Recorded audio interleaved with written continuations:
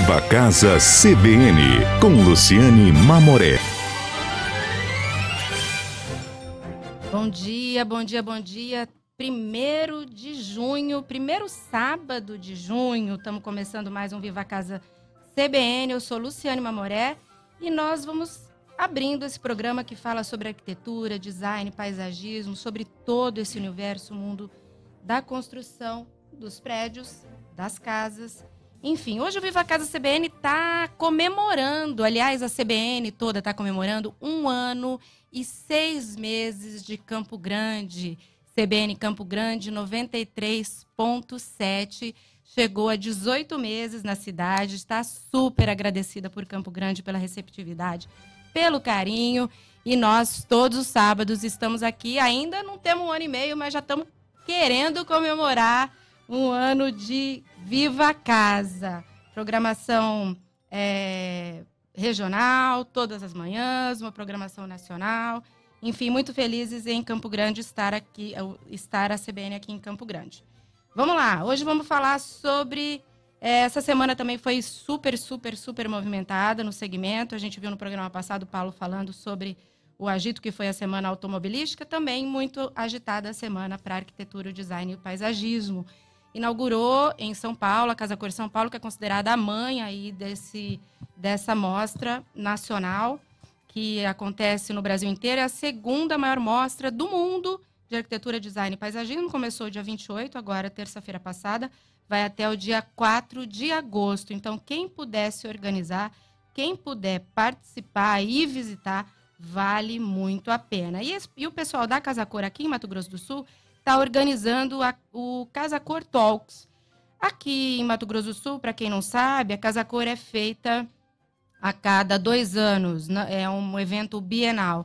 E nesse ano, onde não acontece a mostra de forma tradicional, vamos chamar assim, é feita a Casa Cor Talks. Será em outubro, ainda não tem a data exata divulgada, e aqui em Campo Grande vai receber grandes nomes da arquitetura. Então, se você quiser dar uma opinião, se você quiser dizer quem você quer ouvir, ver aqui em Campo Grande, falando um pouco sobre esse universo, o pessoal está convidando aí no Instagram da Casa Cor, @CasaCorMS, e votar lá, colocar o nome, é uma votação espontânea, está nos destaques, você dá a sua opinião, quem sabe o seu grande nome vai chegar aqui em Campo Grande. Bom, vamos começar o programa de hoje. Eu estou super bem acompanhada.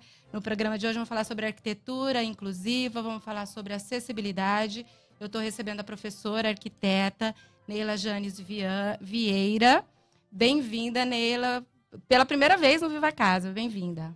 Obrigada, Luciane, pela acolhida.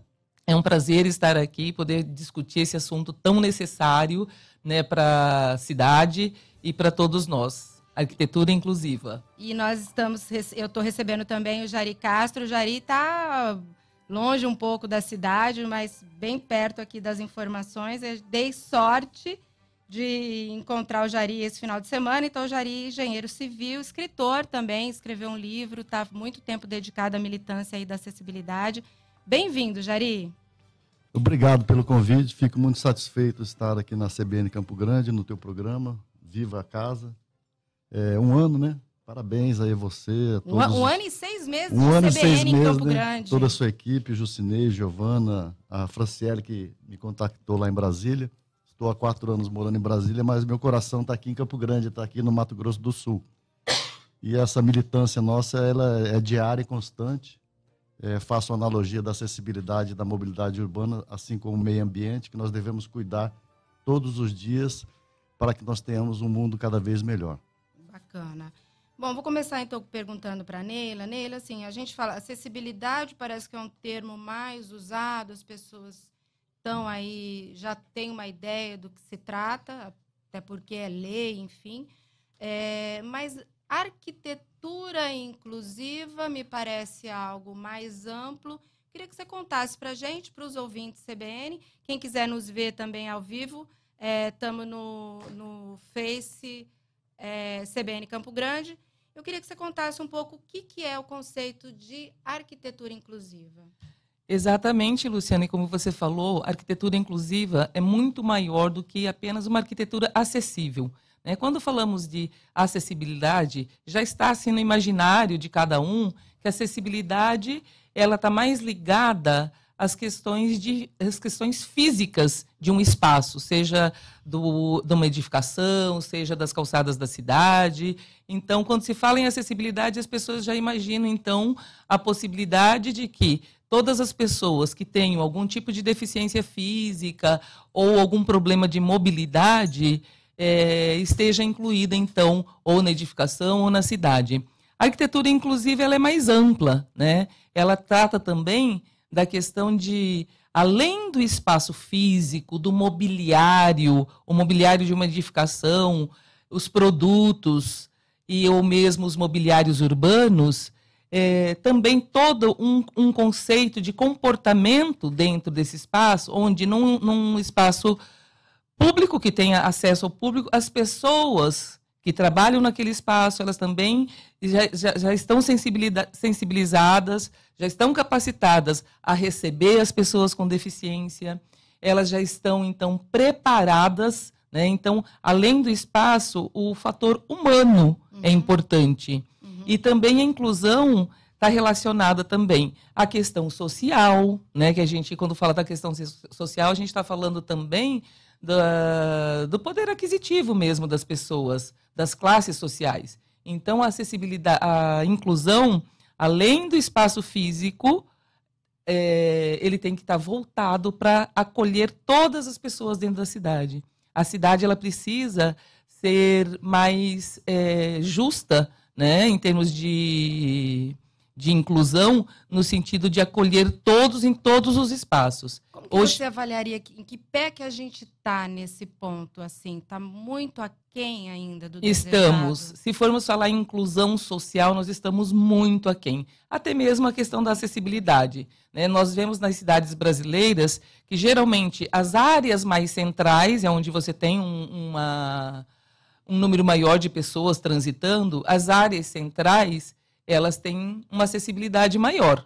As calçadas estão preparadas. Rampa para a chegada na calçada, né? As rampas nas esquinas, etc. Agora, nas áreas mais periféricas, você já não encontra isso. Então, nós não temos já a inclusão social envolvida nesse conceito, né, da cidade. E a maioria das cidades brasileiras, na verdade, são assim. As áreas periféricas são muito carentes de acessibilidade e de inclusão, né? E as nossas cidades também, elas segregam demais. Os espaços das cidades são segregados, ou seja, existe uma área mais bem cuidada, mais bem tratada, que tem toda a infraestrutura, que está voltada para uma população de maior poder aquisitivo, né, classe A, B, C, e uma cidade que segrega. Agora, qual pontos você diria assim que são cruciais para a inclusão? Acessibilidade,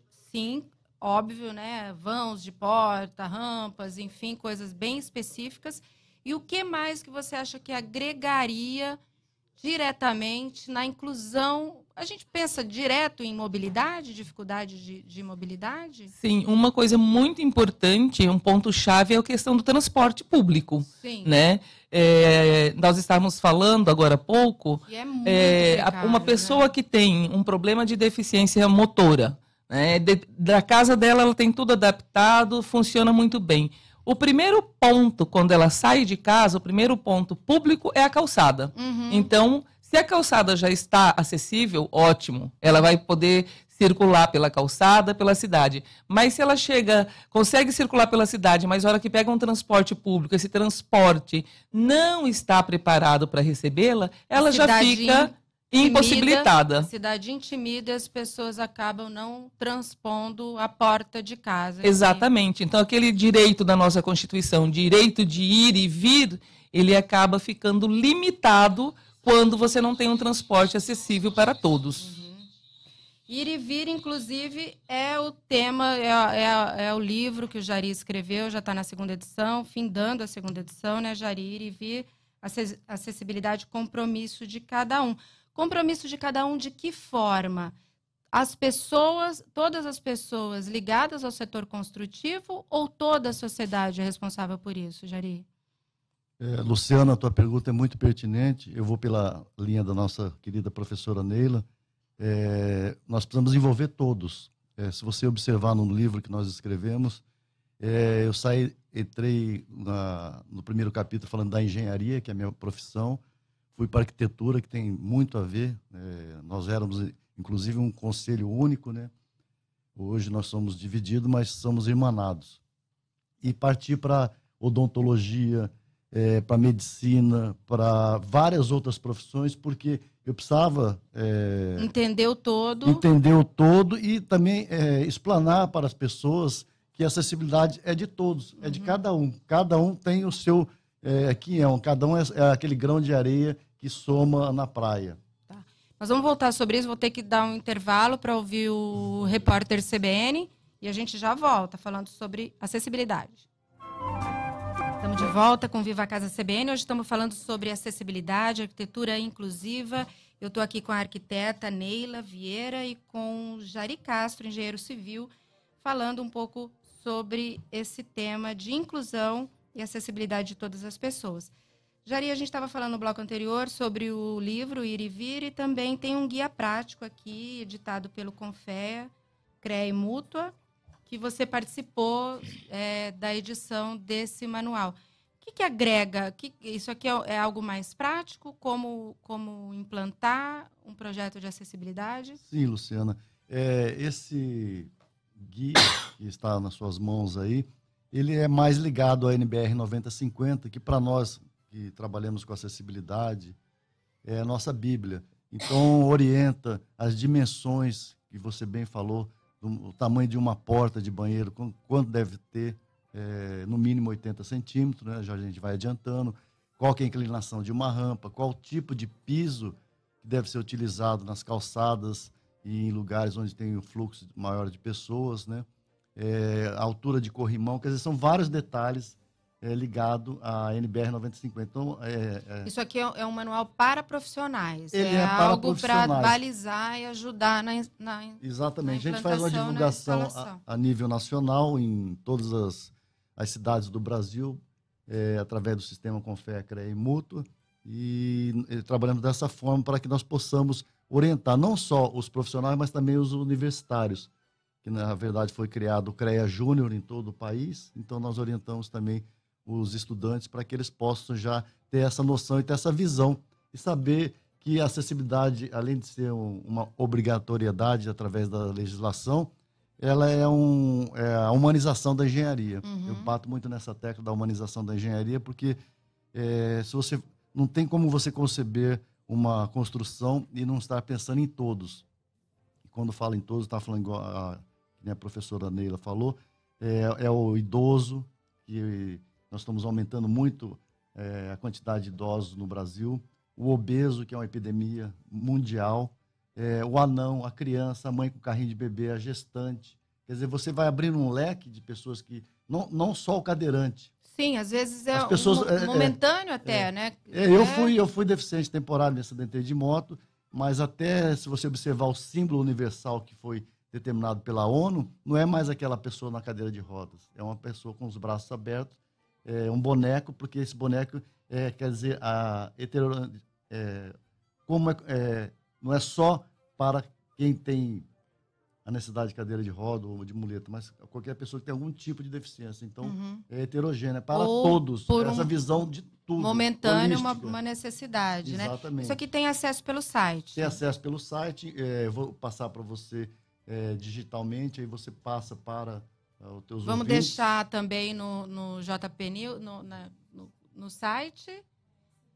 CBN Campo Grande, a gente vai colocar o material, colocar a entrevista, vamos também linkar para o livro. Para o livro e essa para o cartilha, guia. vamos chamar assim. Tem uma outra cartilha que saiu agora esse ano, também eu vou passar para vocês em forma digital e que possa os seus ouvintes ter acesso, né, para que a gente possa cada vez mais cumprir o nosso papel, que é de divulgar. Divulgar e informar. Nós, muito mais. conquistarmos corações e mentes das pessoas no quesito acessibilidade, nós teremos um mundo melhor. Né? Agora, Neila, o Jari estava falando do Confea Júnior, do CREA Júnior, enfim, de chegar no estudante. Você é professora aqui na Universidade Federal, não?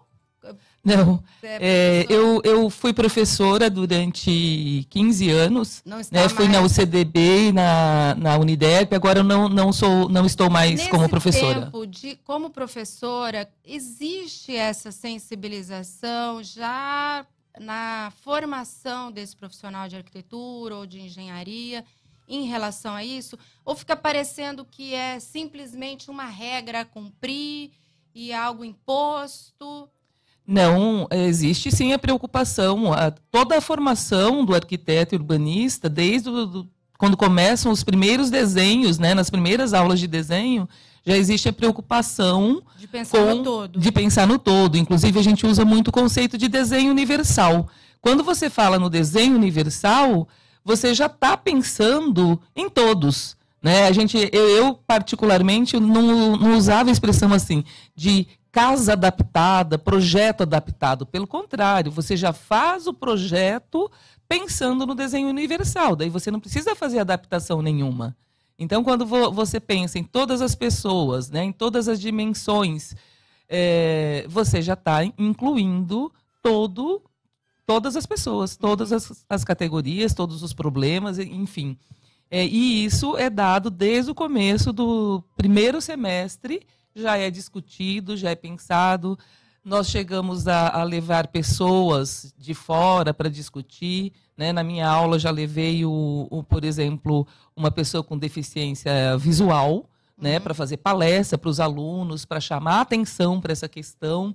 Então, o ensino ele já começa tratando do desenho universal desde o primeiro semestre. Porque essa narrativa testemunhal, a pessoa às vezes aproxima mais, né? Tem mais facilidade de ter essa empatia e depois colocar essa empatia em projetos. Exatamente, porque uma coisa é eu tentar seguir uma norma, querer fazer, uma outra coisa é alguém falando das dificuldades reais no dia a dia. E das necessidades. Exatamente. Uma das coisas que aparenta é que, assim, que todas a adaptação ou a instalação para garantir essa normativa acaba tornando a construção mais cara, Jari. Você estava falando aí no bastidor com a gente um pouco sobre dados em relação a isso. Queria que você contasse aqui para os nossos ouvintes qual que é o olhar do Confe em relação a isso. Bom, na verdade, é muito importante desmistificar que a acessibilidade onera as obras. Pelo contrário, se você fizer uma obra totalmente acessível, um projeto que a professora faça, totalmente acessível e ser executado, você vai ter um acréscimo de 1 a 1,5% do valor total dessa obra. Em contrapartida, você fazendo uma obra acessível, você está atendendo o que a legislação determina. Nós, engenheiros e os arquitetos, são obrigados a seguir as determinações da NBR 9050, então nós também vamos estar cumprindo a legislação. Além disso, atendendo uma demanda muito maior. Você imagina você fazendo uma casa acessível, aí depois você quer mudar. Essa casa acessível, quando você vai vender, você pode ter certeza, isso é uma avaliação feita pelo engenheiro Radegás do Espírito Santo, que nós até fizemos uma palestra junto em Lisboa, falando sobre acessibilidade e valorização de imóveis acessíveis. Você tem aumento até de 30% a 35% no mercado. Porque por exemplo, minha mãe, eu sou vizinha aqui da CBN, minha mãe tem 90 anos, a casa não é acessível.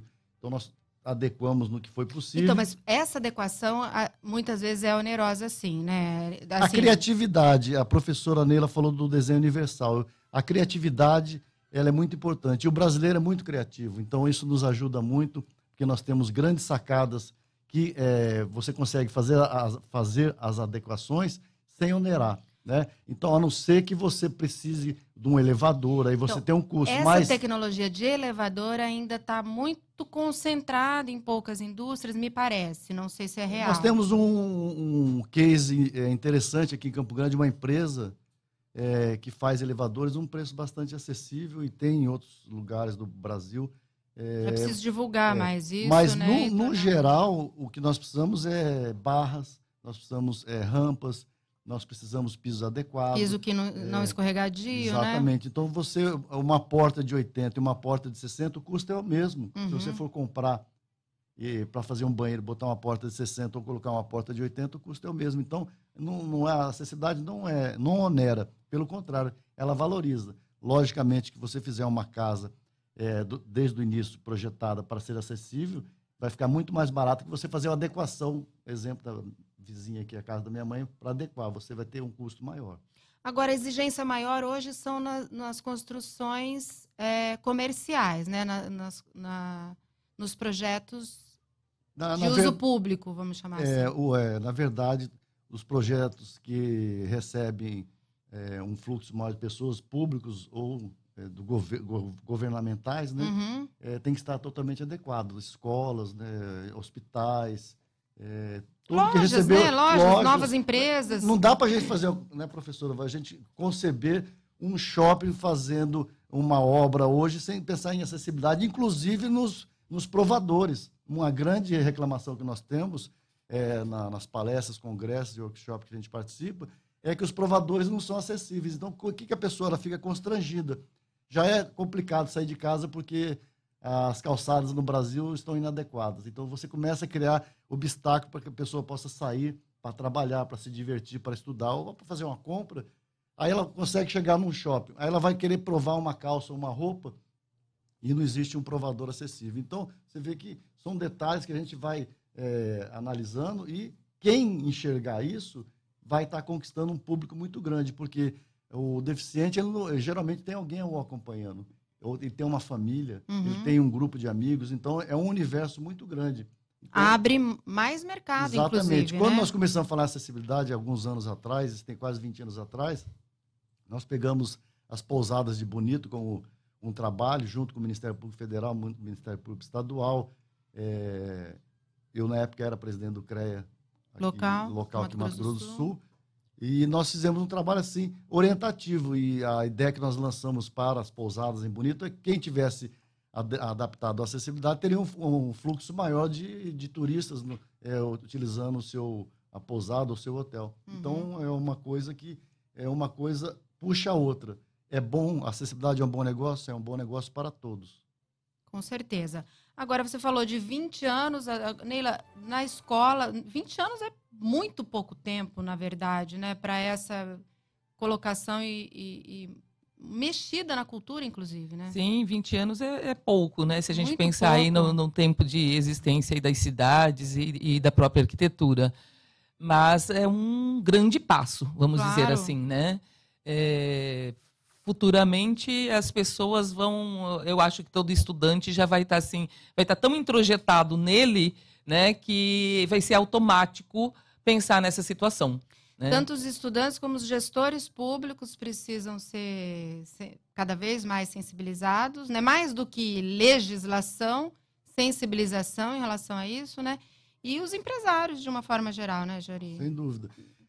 Nos eventos que a gente participa, ou que nós criamos, inclusive criamos um ano passado, junto com o Tribunal de Contas da União, a gente utiliza muito vivência, professora. Colocar uma pessoa que nunca necessitou de uma cadeira de rodas ou uma muleta, e ela utilizar pelo menos um período. Colocar E ela tentar se mobilizar, ela tentar ir e vir, ela fazer uma circulação que seja num espaço que a gente pré-determina. Aí você consegue realmente... Se colocar no lugar mesmo, exatamente. Né? Exatamente, Jari. Essa questão da vivência é importante. Campo Grande, inclusive, ele é pioneiro em várias questões, principalmente de legislação. Antes mesmo de ter uma legislação federal sobre a questão da acessibilidade, Campo Grande já tinha sua lei de acessibilidade. Uhum. Né? E no Planurb nós fomos capacitados para abrir o olhar para essa questão e fizemos essas vivências. Né? Todas as pessoas participantes do curso, então, alguns saíram com bengalas e vendas nos olhos, cadeiras de rodas. Muda completamente o olhar. Muda completamente. É como eu disse agora há pouco. Uma coisa é você ouvir falar sobre o assunto, outra coisa é você vivenciar esse assunto. Isso é né? um grande passo. Um grande passo. Então, nós passamos por isso já várias vezes, em vários cursos que eu fiz, nós fizemos essas vivências, e ela é fundamental para que as pessoas realmente sintam na pele, né, as dificuldades e pensem, então, nessas necessidades. Bacana. Gente, estamos falando sobre acessibilidade, que é uma questão humanitária, uma questão empresarial, inclusive.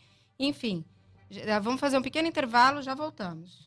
Estamos chegando, Viva a Casa CBN, o último bloco falando sobre acessibilidade, sobre arquitetura inclusiva. Eu estou aqui com o engenheiro civil, Jari Castro, e com a arquiteta Neila Janes Vieira, falando um pouco sobre acessibilidade, sobre essa arquitetura inclusiva que coloca as pessoas de forma a se perceberem com aquela dificuldade, né, Neila? Você estava falando do pioneirismo de Campo Grande, de alguns trabalhos que você, inclusive, acompanhou há alguns anos.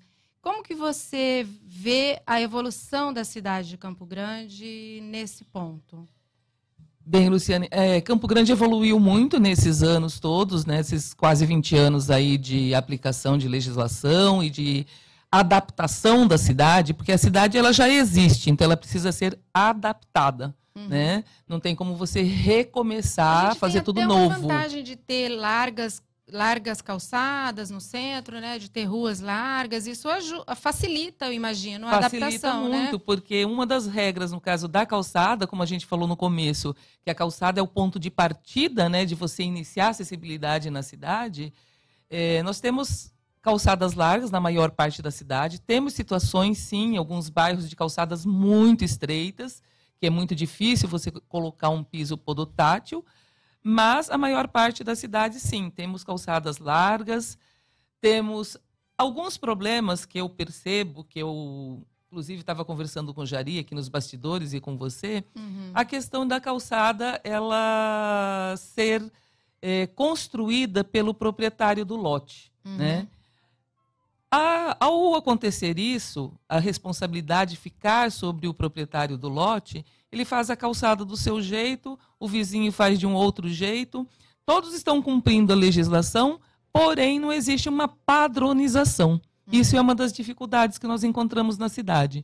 Campo Grande ela é praticamente toda plana, mas nós temos algumas situações de uma declividade maior nas ruas e nas calçadas. E acaba ficando degraus. Acaba ficando degraus, os pisos podotáteis são descontínuos. Então, a padronização é importante para realmente a gente conseguir uma efetividade de acessibilidade maior. No entanto, eu particularmente, como profissional da arquitetura e como cidadã, defendo que a calçada deva ser responsabilidade de execução do poder público. Da prefeitura, no caso. Da mesma forma que nós contribuímos, né, quando passa asfalto na frente da minha casa, eu contribuo, né, faço a contribuição de melhoria com uma taxa, isso poderia ser repassado também numa forma de taxa. Com essa situação... Olha, Neila criando mais uma taxa municipal, né? Não, ao contrário, ela pode estar dentro do IPTU, né? Sim. Na verdade, não é questão de criar uma nova taxa. Ou de instalação da nova calçada ou de manutenção dela, né? Exatamente. E isso valoriza o imóvel, a gente voltando para a questão da valorização, o imóvel que ele está tendo dentro de todas as condições de acessibilidade, dentro de todas as condições legais, ele tem um valor maior do que um imóvel que não está dentro das normas. Né? Então, passa por isso também. Eu quero que o meu imóvel valorize. Isso seria uma alteração de legislação? Na verdade, a LBI, a Lei Brasileira de Inclusão, fala que a calçada é de responsabilidade do poder público, no caso, o município. Então, o poder público tem por obrigação de fazer as calçadas. Se ele vai ter uma taxa ou não, mas, isso porém, aí é hoje, uma discussão. Na prática, o dono do imóvel que precisa exatamente fazer é que a professora Neila, né? falou, um faz de um jeito, outro faz de outro, não existe um planejamento, na verdade, quando foi exigido que as pessoas fizessem a adequação de acessibilidade nas calçadas, tinha que ter pelo menos um projeto de cada quarteirão aqui da capital de Campo Grande. Nós estamos falando de Campo Grande, né? Mas vamos ampliar, né, para o estado, Mato Grosso do Sul. Então tinha que ter um projeto do engenheiro, do arquiteto, para que as pessoas fizessem de acordo com o projeto elaborado. Mas eu volto a bater na tecla que a calçada é de responsabilidade do poder público, sim, a prefeitura tem responsabilidade de executar essa calçada. Como vai fazer ou não, aí é uma discussão com os vereadores, enfim. Aí aproveitar e fazer um convite público aqui, um convite ao vivo para o Luiz Eduardo Costa, que é presidente do CAL, né, um arquiteto super ativo.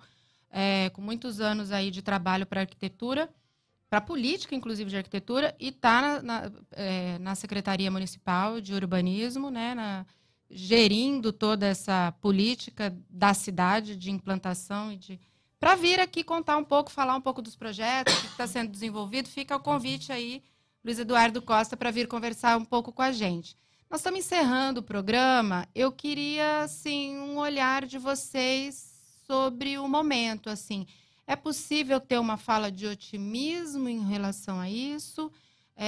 No bastidor, Jari, você estava me falando sobre um assento na ONU que o Brasil garantiu com a senadora Mara. Eu queria ouvir um pouco de vocês em relação a qual que é a visão de vocês sobre esse ponto no Brasil.